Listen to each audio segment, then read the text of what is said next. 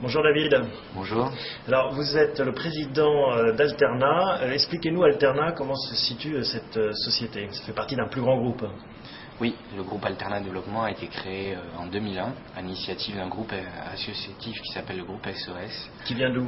Le groupe SOS a été créé il y a un peu plus de 20 ans avec pour ambition de créer des associations qui allaient lutter contre l'exclusion et s'attacher à offrir un certain nombre de services et de prise en charge à des publics en difficulté, en situation de précarité ou en difficulté sociale et ou professionnelle. Et ils ont décidé de créer une filiale, Alterna, plus précisément orientée vers l'entrepreneuriat et l'entrepreneuriat social.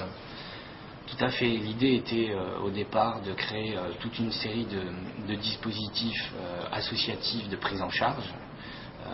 Le champ sur lequel le groupe SOS n'intervenait pas ou peu à l'époque était celui de l'accès à l'emploi, d'où la création du groupe Alterna Développement, avec pour ambition de créer des concepts d'entreprise d'insertion forts qui allaient permettre évidemment d'avoir une attraction et un positionnement pertinent sur leur marché respectif, mais tout en menant un projet social, en accueillant des publics en difficulté avec l'emploi pour leur remettre un peu le pied à trier afin qu'ils réintègrent l'emploi classique. Donc pour qu'on comprenne bien, vous n'aidez pas des entreprises qui existent, mais vous créez de toutes pièces des filiales en quelque sorte, dans des branches spécifiques qui ont pour objet social leur activité traditionnelle, mais aussi cette insertion. Absolument. L'idée première est de créer un dispositif d'économie sociale et solidaire, c'est-à-dire que la holding crée une filiale détenue à 100% par elle-même.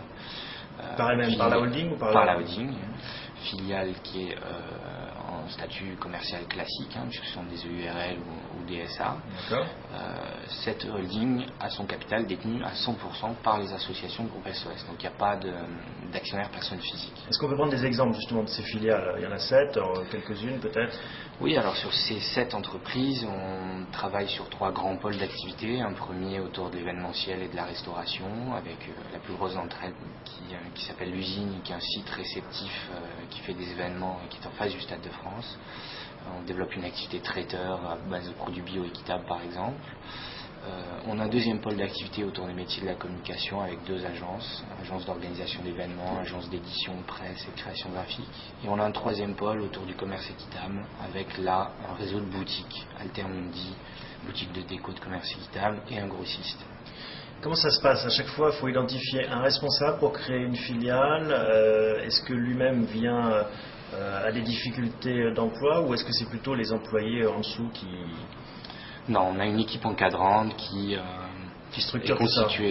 constituée d'excellents professionnels de leur métier et qui ont pour vocation effectivement de développer tout l'opérationnel, la gestion et le développement sur le terrain, mais aussi l'encadrement de ces publics. Donc il faut qu'on ait des compétences très pointues, gage de réussite du projet économique, mais cette fibre aussi transmission, management qui permettent au public en difficulté d'être intégré dans un projet dynamique. Alors on a vu que vous étiez présent sur différents secteurs d'activité. Est-ce que pour autant on peut dégager certains enseignements propres à ces entreprises? Qu'est-ce qui revient souvent?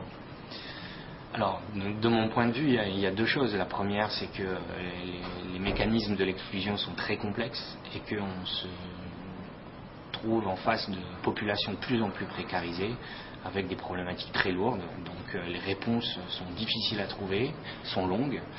La deuxième chose, c'est que l'entreprise d'insertion en tant que telle, dans son fonctionnement, dans sa pertinence économique, commerciale et sociale, est une vraie réponse. Elle développe une vraie utilité sociale, pas uniquement d'ailleurs en termes d'accès à l'emploi pour ces publics, mais en termes de remise à niveau en termes de formation, en termes de prise en charge d'un certain nombre de problématiques administratives, logement et autres. Elle recrée du lien en fait.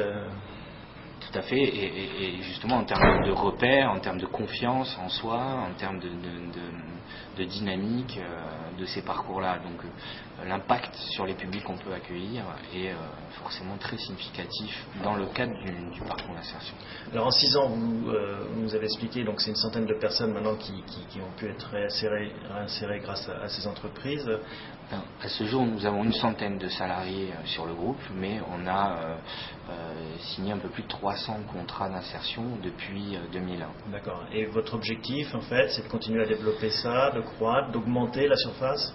L'objectif, c'est de développer de manière forcément pertinente, puisqu'il ne s'agit pas de grossir démesurément en perdant la qualité du travail social qu'on peut mener, mais c'est évidemment d'élargir un peu la surface et les projets de manière à créer toujours plus d'emplois et accompagner toujours plus de public, bien sûr. Si on veut se renseigner ou éventuellement vous aider, on peut aller sur un site internet? Oui, alors vous trouverez toutes ces informations sur le site du groupe SOS, www.groupe-sos.org. Merci David, à bientôt. Merci.